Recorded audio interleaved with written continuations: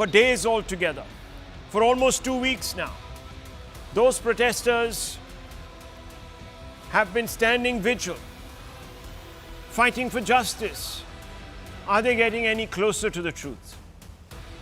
Are they getting any closer to their objective, which is to expose the rot within the system that betrayed Kolkata's Nirbhaya? Tomorrow, viewers, is really a seminal day. It is so because tomorrow the CBI will submit an interim status report to the Supreme Court. In fact,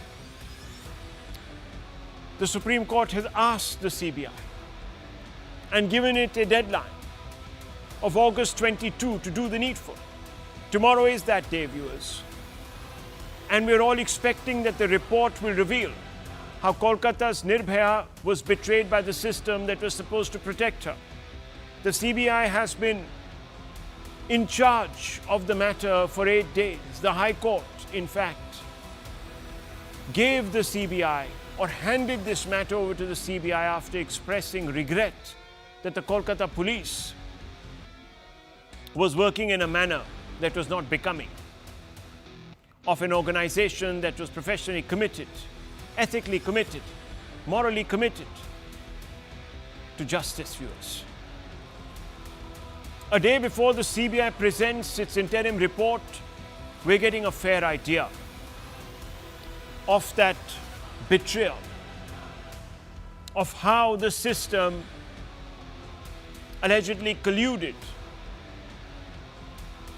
to snuff out an innocent life.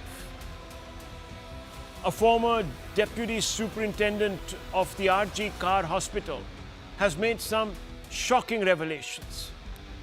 According to Dr. Ali, the now disgraced ex-principal Dr. Ghosh of RG Kar Hospital is a linchpin of a massive body smuggling and bio-waste smuggling racket that runs into crores, and that could actually, viewers, be linked up in many different ways to many different players, protagonists. Dr. Ali reveals that even though he blew the whistle on Dr. Ghosh, no action was taken. Is it possible that Kolkata's Nirbhaya, who was an upright trainee doctor, got wind of this racket? Is it possible that she was eliminated because she knew too much? Is it possible that the doctor was shielded because the rot, this nexus, extends into higher echelons of the state government? We'll know more tomorrow. But in the meantime, listen to Dr. Akhtar Ali, who was the former deputy superintendent of RG Kar Hospital and worked alongside, if not under, Dr. Ghosh, the disgraced ex-principal. Listen in, viewers. Just wanted to know that how you were in RG Kar, in what capacity, and what is the complaint which you have given? I have lodged complaint against ex-principal Dr. Sandeep Ghosh. He was involved in so many irregularities, litigation and scams. Number one was biomedical waste trafficking. Used syringe, line, hand gloves, etc. were used to recycle through Bangladeshi citizen. And number two, regarding selling of dead bodies. They used to sell dead bodies, unclaimed dead bodies for financial benefit and to workshop, etc. Number three, involvement of commission, bribe, 20% bribe in lieu of awarding contract to vendors for supply of materials, equipment, etc. Number four, I also allegation regarding taking money for passing failed students, those who were failed. And How do you know all this? How do you know all this? I have served there for a long time, and from junior students and those students who victimized by hand of this Dr. Sandeep Ghosh, from those students. And then you complain all these things to health department? I lodge complaint before the State Vigilance Commission as well as Anti-Corruption Bureau in July 2023. And after that, from Anti-Corruption, they sent a letter to Principal Secretary Health for detailed inquiry and investigation. But no action were taken against Sandeep Ghosh. And you were transferred? Yeah, I have been transferred. I was targeted. I have been harassed in so many ways that I can't tell you in a short time. Now let's just go into a few details. You heard Akhtar Ali, Dr. Akhtar Ali. Here's a look at what the complaint alleged. Note that most of the charges leveled by Dr. Ghosh were fleshed out in detail. The first charge he made was that Sandeep Ghosh trafficked biomedical waste to Bangladesh. There was a massive organized racket, and he had contacts across the border where perhaps viewers' scrutiny was less. Biomedical waste is to be disposed of in a prescribed manner by the law. If it is not, it's a criminal offense. Here's another charge, that Sandeep Ghosh took 20% bribe for all tenders that were issued for material that needed to be purchased or work that needed to be done in the hospital. Dr. Ali says that Sandeep Ghosh took bribes from students who had failed to pass them, to give them better grades. It's a well-oiled racket. That Sandeep Ghosh sold unclaimed dead bodies for profit. He says that he made these complaints in 2023 to the Vigilance Department, to the Anti-Corruption Bureau and the Health Department of the state government. But they were not looked into, they were not examined. Why, viewers, is a fundamental question.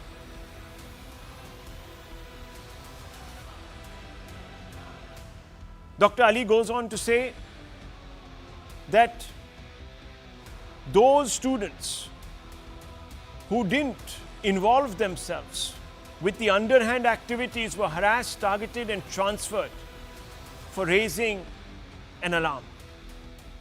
Now, given the gravity of the offences, one wonders why the government didn't act.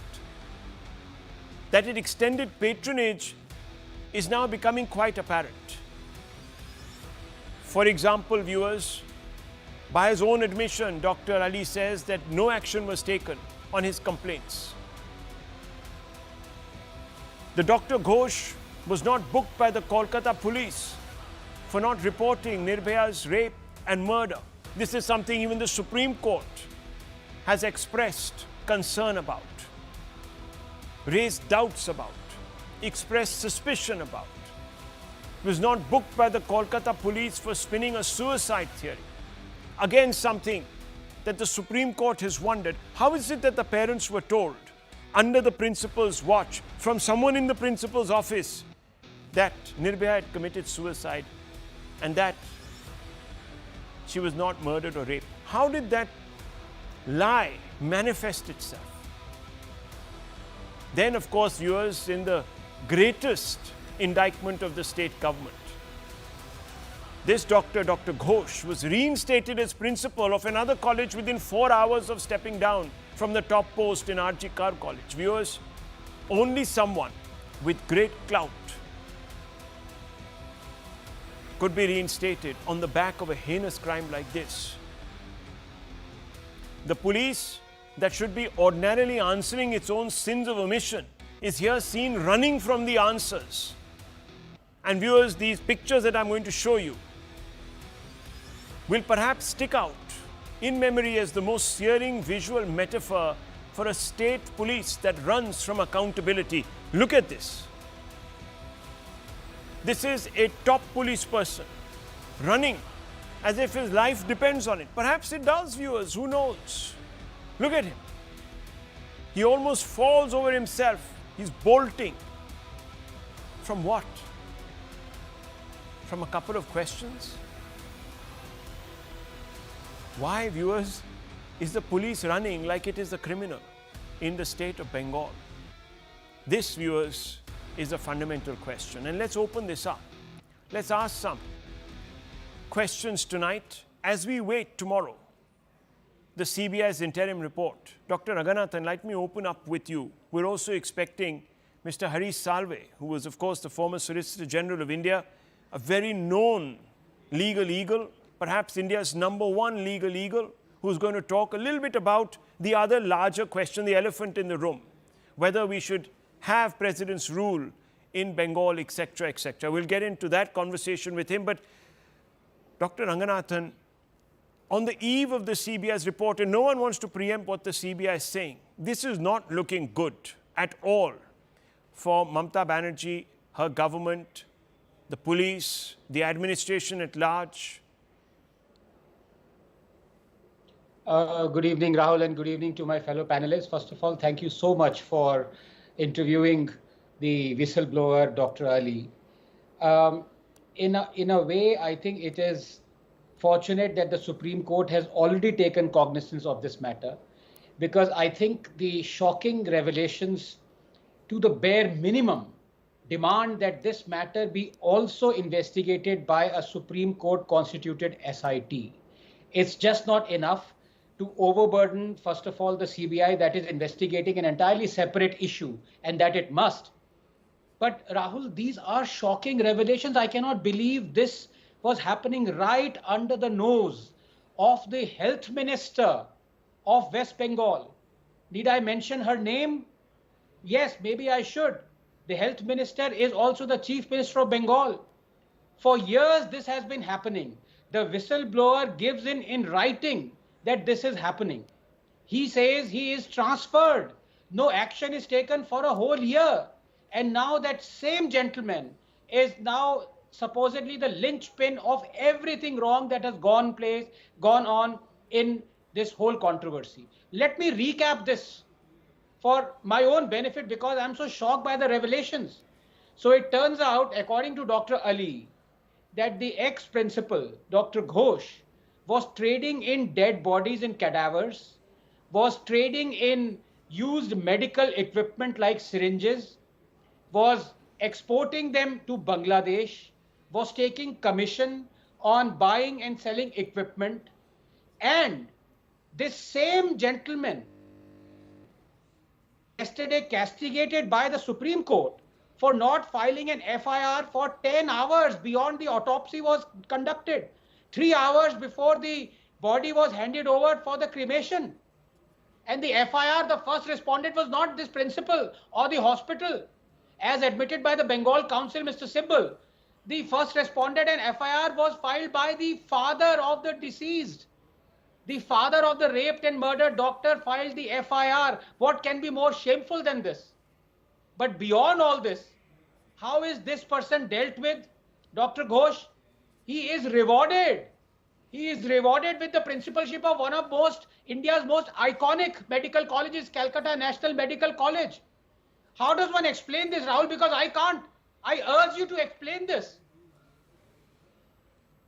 Well, I mean, the point is that the people who are supposed to come out and give the answers are either turning into oppressors or they are running as if their life depends on it, running away from questions, or they're marching in the streets claiming all sorts of subterfuge.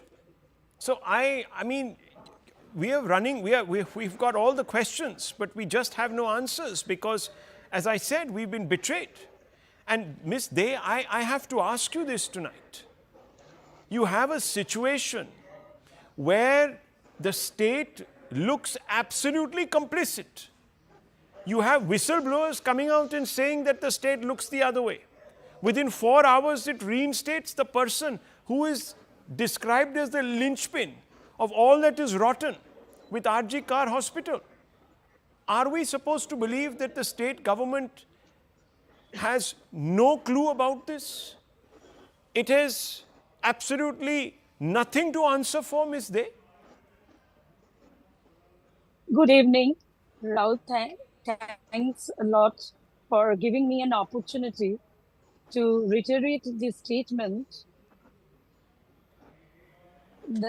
What you have asked for, the question it raises, that why Dr. Ali is now at this stage at this time, at this material point of time, giving bite to the media?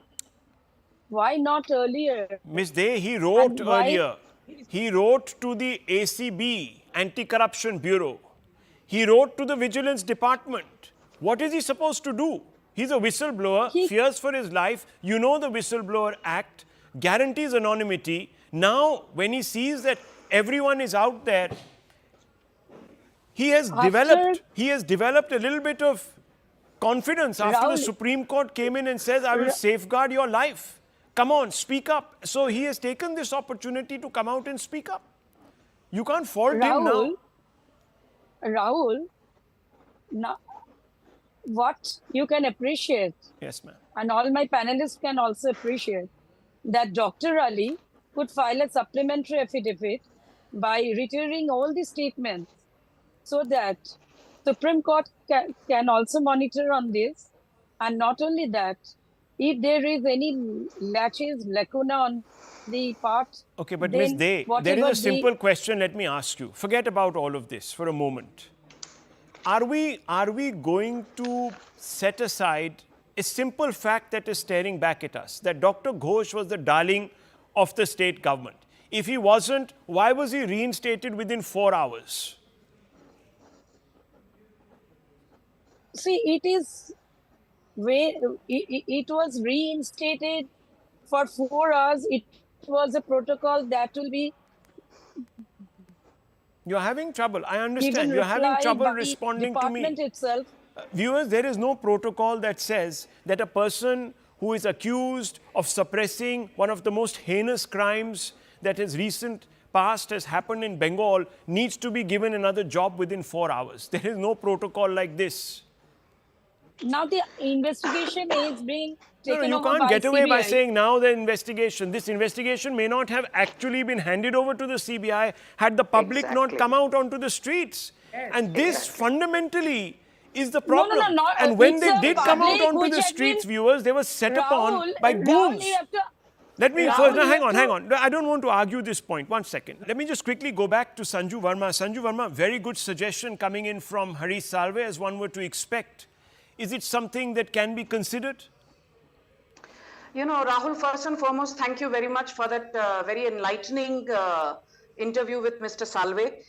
Yes, you will be surprised to know that under the Commission of Inquiry Act of 1952, the Karnataka government under Siddaramaiah has been asked, to step down, at least in as far as Mr. Siddaramaiah goes. He's been asked to step down pending an inquiry under the Commission of Inquiry Act of 1952 pertaining to the Muda scam. Yes. But that entire issue has now fallen under the ambit of the Karnataka High Court. That's a different matter altogether. But I think, yes, a couple of things which he said and which I think, the central government will certainly take cognizance of is that prior to Article 356, given that West Bengal is a border state, the central government has the right, has the prerogative under Article 352 to issue directives to the governor via the president and ensure that West Bengal does not become a rogue state, more so given its proximity to Bangladesh